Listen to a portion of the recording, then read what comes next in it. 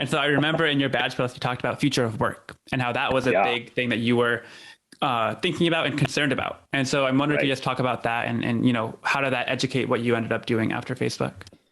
Yeah, great question. I had a growing passion over my final years at Facebook, a growing passion and a concern behind where is humanity going? What's the saying that you should like ideally be right, but counterculture is like what you want to be, right? Yeah, yeah. And so what I found myself to be was had the strong conviction that humans were being replaced by robots in a way that was going to be permanent.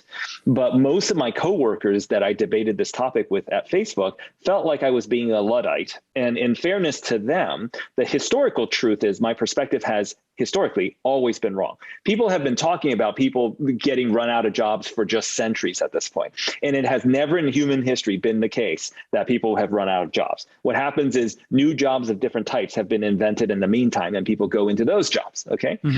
But I believe this time is different. And because I had both a strong conviction behind this time is different, and I felt like most intelligent people I talked to felt opposite of me, I felt like it was a good opportunity for me to go into something where I held a belief I felt was right, but was counter the popular belief. How did you actually act on that Yeah, intuition that you wanted to check this out?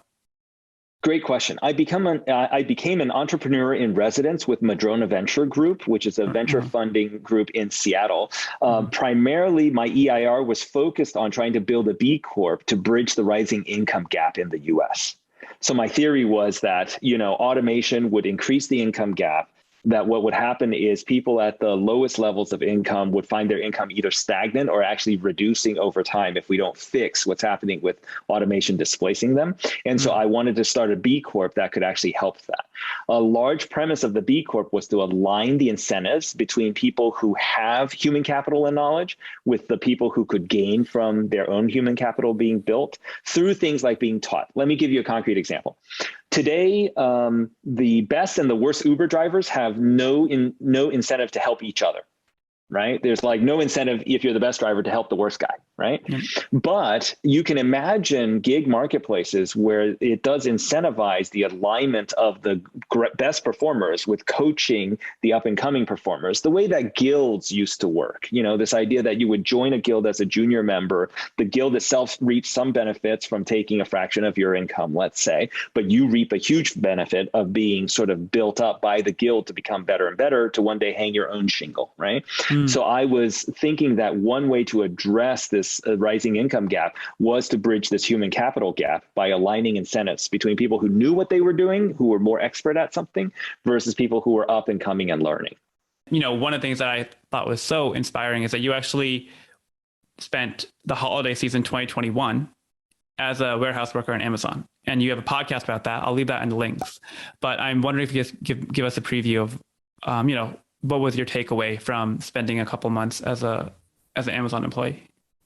Yeah, working in an Amazon warehouse. I worked in the flagship Amazon warehouse in Seattle called BFI4. You can tell if BFI4 has sorted your package by the first four alphanumeric digits on the bottom side of your packing label. All right, So good to know. I'll look just for look it. out for that. Yeah, totally. But I had spent many months unemployed and largely thinking about, still thinking about future of work. I had honestly also reached a point where I was really depressed from not working, and so I was laying in bed a lot, but also thinking, I wonder about this displacement of people by robots. I wanted to work somewhere, ideally with or next to robots, right? And for me, being a Prime customer for many, many years, I've been by this point a Prime customer for probably 20 years. I thought, it would be great to get a job in an Amazon warehouse to see how, really the sausage is made. I also was honestly going into it, I was a little skeptical about all these breathless pieces in the New York Times and stuff that people were peeing on themselves and things. Like part of me felt like, is it really that bad or are people just making it up, right? So I joined Amazon for peak 2021, which ran between Black Friday and Christmas Day Mhm. at BFI4. And that experience was amazing. Mandatory 11 and a half hour shifts, 11 to 11 and a half hours, 5 days a week. I calculate that on any average day with my own arms, I lifted probably around 6 tons of boxes every day. For a mental equivalent, if you've ever seen an Amazon Prime truck on the road, right? The blue trucks, they are probably packed about half height with carts full of boxes, right? That is about 6 tons. So that would be like you showing up at work and me saying, please remove every box in this truck and like move it to this other box. And that's your whole day, right? Yeah. And so that was my work. I came away from it, far more concerned than I have ever been with what is happening to the future of American workers, right? B, really convinced that workers need protections. I'm not sure if unions are literally the right way to do this, right? Because there are both positives and negatives depending on how the unionization happens and what the union stands for and whatnot. But I do come away from it convinced that we need worker protections. And lastly, think about the plight of American workers when your family's health care is tied to your employment. You know, most low wage jobs in the US, get this, most low wage jobs in the US begin your benefits, if they have benefits at all, they begin your benefits 60 to 90 days after you start work. 40% of Americans say that they cannot float an unexpected $400 expense in any given month. Okay, so you need to float yourself healthcare for 60 to 90 days, right? And furthermore, the cheapest healthcare I can buy my family in Washington State is Kaiser's like below bronze level, you know, for my family of 4. And that is $1,600 a month. My take home pay from Amazon was $2,600 a month.